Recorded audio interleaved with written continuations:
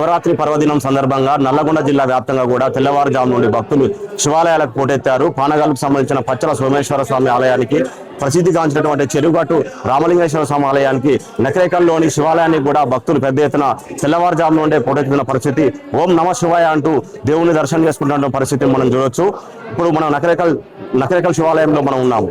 చాలా ఏళ్లుగా ప్రసిద్ధిగాంచినటువంటి ఈ శివాలయాన్ని సంబంధించిన విశిష్టతను మనం అడిగి తెలుసుకుందాం. చెప్పండి అయ్యగారు, ఇలాంటి కార్యక్రమాలు నిర్వహిస్తాం.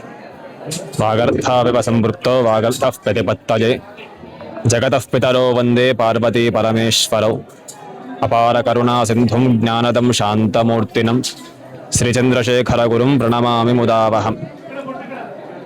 పార్వతీ సహిత రామలింగేశ్వర స్వామి దేవాలయం నకరేకల్. ఈ ఆలయం ప్రాచీనమైనది. 26 సంవత్సరాల క్రితం మళ్ళీ పునరుద్ధరించబడి ఆ రోజు నుంచి కూడా ఉత్సవాలు బాగా చేయబడుతున్నవి. ఈ ఆలయ విశిష్టత ఏమిటనగా, ఇక్కడ శివుడు విష్ణువు ఒకటే లింగ రూపంలో ఉంటారు. ఎట్లా అంటే రామ అనేటువంటి శబ్దం, రామలింగేశ్వర. ఏమిటా రామలింగేశ్వర అంటే నారాయణ శబ్దంలోని రా అనే అక్షరం, నమశివాయలోని మా అనే అక్షరం, ప్రాణాక్షరాలు తీసుకొని రామ అనేటువంటి పదం రాముడికి ఇవ్వబడింది.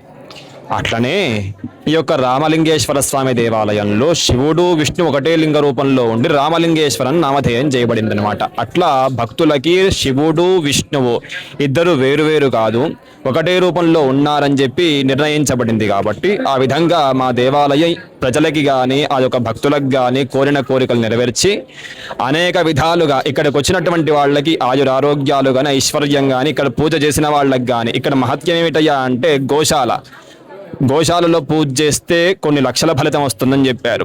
అలాగే శివుడి దగ్గర పూజ చేస్తే కొన్ని కోట్ల రేట్ల ఫలితం వస్తుందని చెప్పారు. అలాగే ఒక్కొక్క ఆలయంలో విష్ణువాలయం చేస్తే కొన్ని లక్షల ఫలితం అని చెప్పారు. కానీ ఇక్కడ శివుడు విష్ణువు గోశాల అంటే కొన్ని లక్షల కోట్ల రేట్ల ఫలితం వస్తుంది ఈ ఆలయంలో అని చెప్పి పూజ చేస్తే ఒక ఇతిహాసం.